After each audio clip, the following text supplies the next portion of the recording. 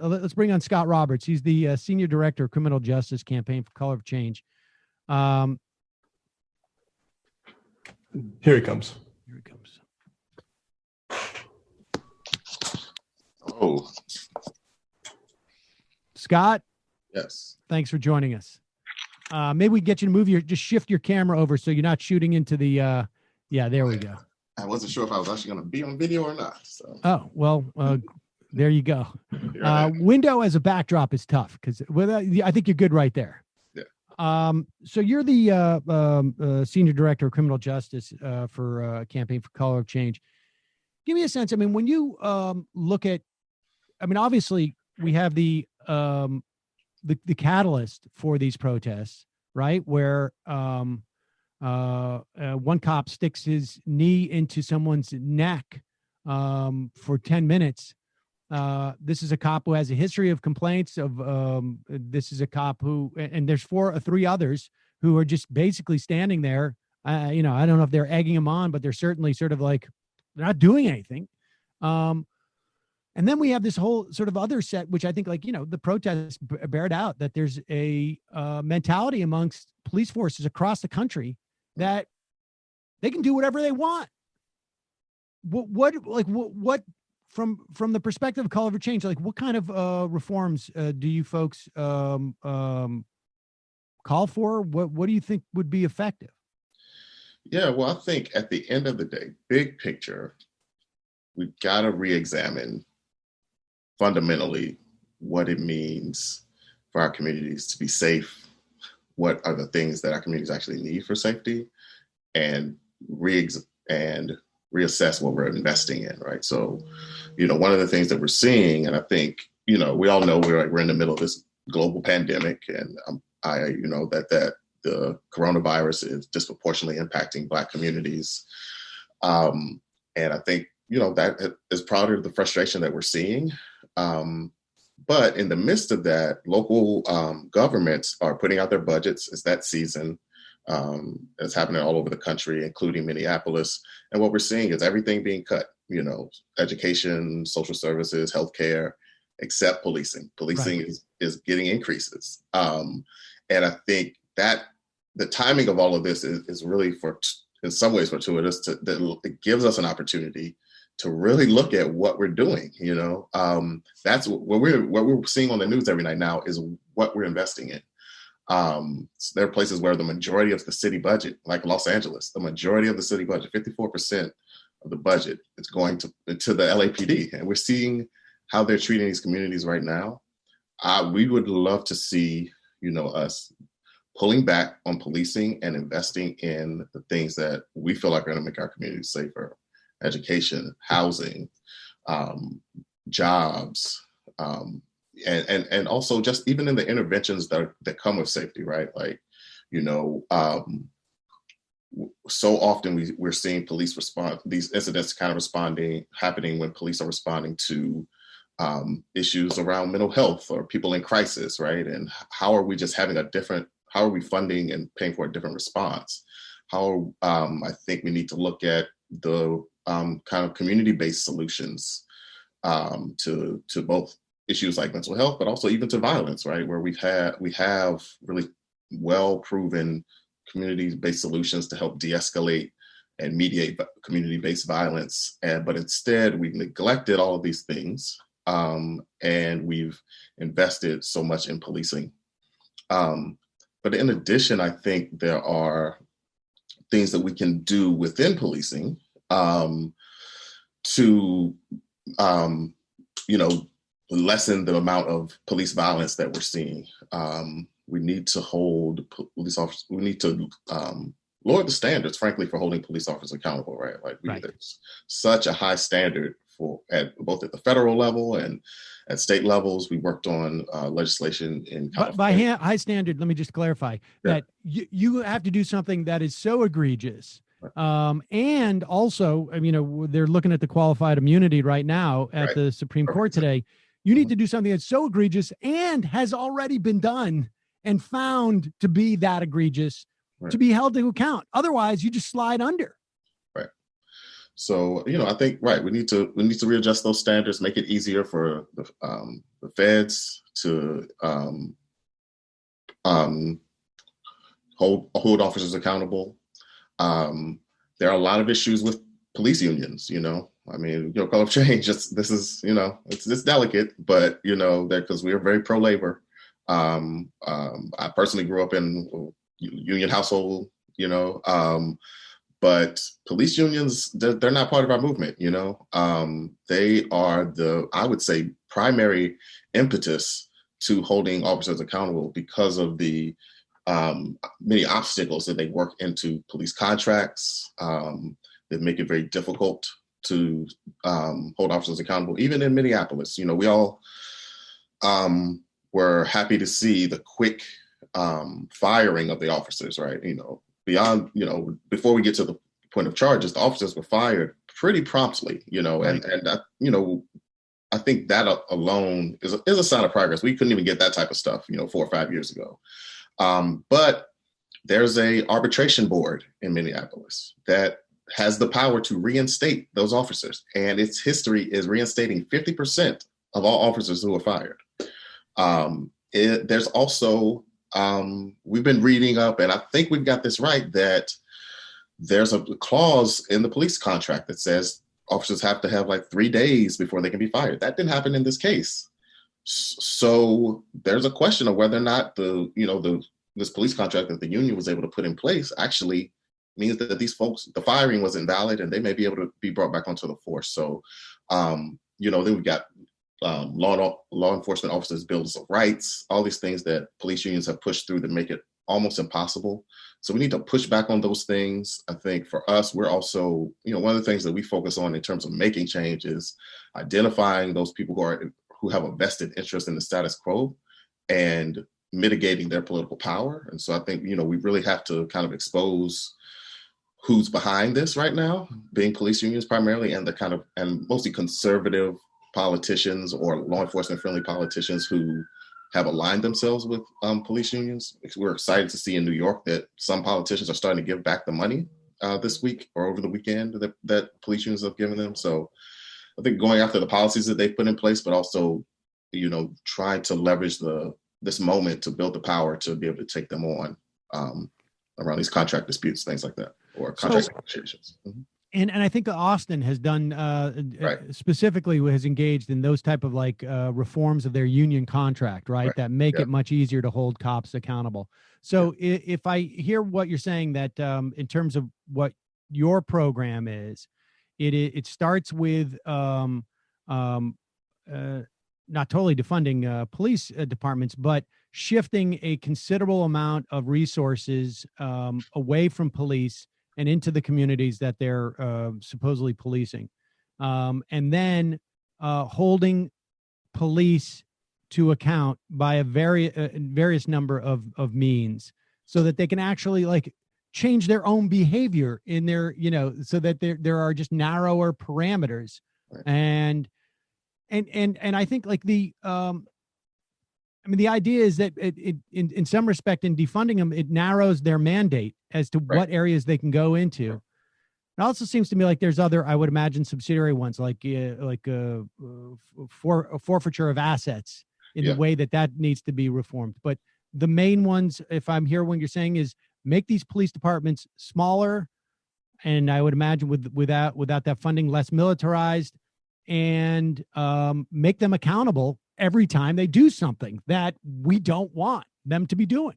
That's right. I think there's in addition to the ways we're talking about, I think one of the really critical things is community oversight. Community oversight boards that actually have disciplinary power. We've seen a kind of a proliferation of some of the boards over the last few years, but oftentimes they really don't have the power. In a place like New York, for instance, the board is made up of half police officers and retired officers. Right.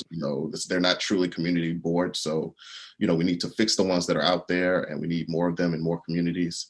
But at the end of the day, the police are just not accountable right now to us, based on the power that the police unions have, the way that many politicians have kind of cowered before them, frankly, and the lack of accountability at the community level.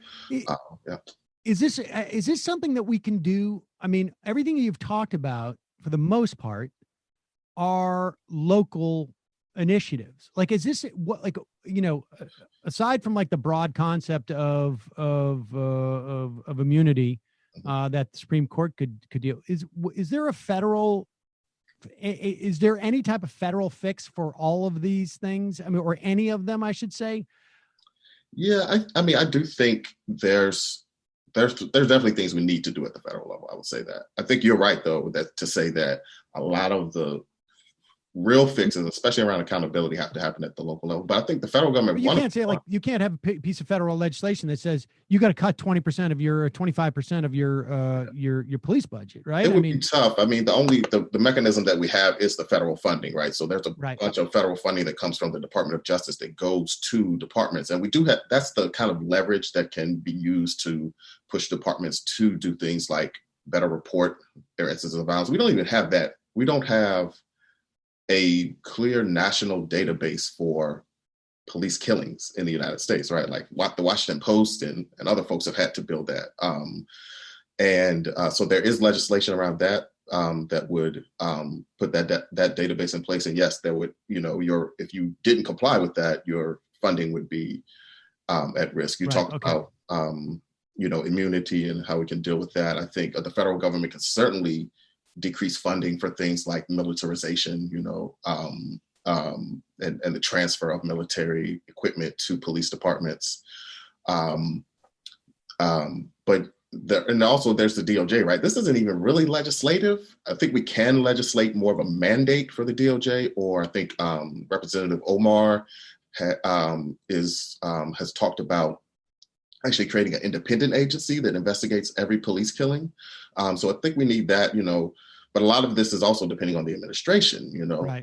The Trump administration has been slow to investigate some of these cases. They kind of turned it up right now. We're heading into the election. They have a strategy around Black voters that I think, is informing that. But what they haven't been doing are the patterns and practice investigations. What we really need. These are the things that look at police departments as a whole, not just an individual incident, and says, why does a guy like the officer who was kneeling on George Floyd's neck have 18 complaints and still is on the force, right? What's going wrong in their systems that's allowing that?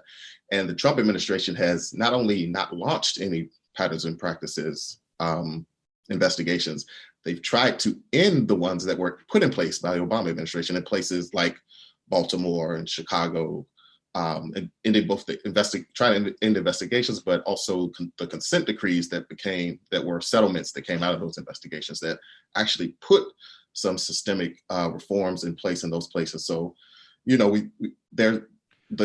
effective were those consent decrees from your perspective? How effective were those consent decrees from your perspective? It's better than not having them. I'll say that, Okay. I think that ultimately what you said earlier is right. That like, we really have to make these changes at the local level. I think a lot of it still depends on what local politicians want to do in terms of the consent decrees, if they're fighting them, if they're cooperating. But there's things that they can put in place that can definitely help communities hold. This seems to me to be the biggest challenge, is that you need to do this locality by locality. Yeah. And there's also this sort of like within those localities. I mean, you could do this on a state level. On a municipal level, and you might be able to get sort of enough majorities there, maybe. But then you've got this sort of like, in many of these places, this sort of rural urban divide, which also, breaks down, not totally, but very much race is a component of that. Mm-hmm. And you have like, Minnesota's looking at Minneapolis and going like, we don't, we want the cops, basically. We'll have them circle and just keep it there. Right. And so, I mean, that seemed to me to be a big challenge here. Yeah, it's a huge challenge. And beyond even what the points that you're making, which are really valid, there's preemption, right? Which is where states overrule what local reforms folks put in place at the local level. We've seen that happen around voting rights and gun violence prevention measures. And I wouldn't be surprised to see it also happening at the around policing policy. Should we get some of these reforms in place, that we'll see states making it more difficult for localities to make those changes. Yeah, so. And lastly, we hear people basically coming out and saying, vote, go and vote. But the fact is that in some of these situations, it's like, well, part of the problem is that there's not enough people to vote out these politicians who are doing the bidding of other groups of people in the state who are perfectly fine with the cops being, because you've got two different experiences of the police a lot of times. And the people who have the experience of like, yeah, no, they're great. If there's someone strange in my neighborhood, I call and they come and make sure that, my house is fine, versus the people who are actually being, policed as if they're, being occupied. Right. And I mean, that's why this movement is so critical, I think. And I feel like, we are definitely raising all of the obstacles that are in the way, but I don't want people to lose hope, because people are seeing what's happening. I think I feel like there's a difference in terms of the diversity of voices that are calling for change now, and even 5 years ago when we were dealing with Ferguson. There was clear evidence during that period of like heightened movement activity that public opinion was shifting around policing and race during that time. So I do think, we're in this for the long haul. Like you said, we have to do so much change place by place. That takes time. We have to continue to change people's hearts and minds when it comes to policing.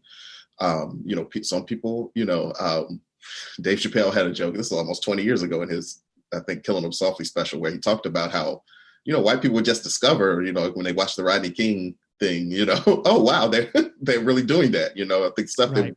that we take for granted in our communities. And so I do think we have to keep lifting it up. I think, the protests are important.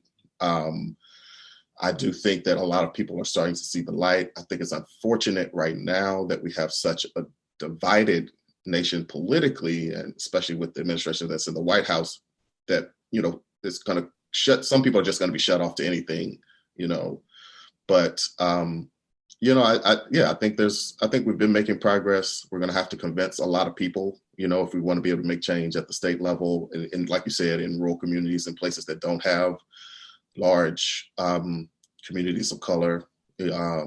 But I think, we've been making progress. I'm glad to see that we're back in a moment where people are paying attention to this. And I do think the election is going to matter, I'm not here to like endorse anybody, but I do think that, who we put in places like the White House and in Congress will make a difference. I think even if you see, like I've been seeing the squad over the last week, they weren't in office the last time this jumped off, and you could see like Presley and Omar, they've introduced a resolution trying to push Congress to condemn this kind of police violence. And so we're seeing more leaders who are coming into office. We're seeing local prosecutors have been elected around the country who are doing a better job of holding police accountable. So the movement has been making progress, but it's going to be a long haul for sure. Well, Scott Roberts, Senior Director of Criminal Justice Campaign for Color of Change. Thanks so much for your time today. I really appreciate it. And, stay safe and crazy times. All right. Thank you, Sam. Appreciate it.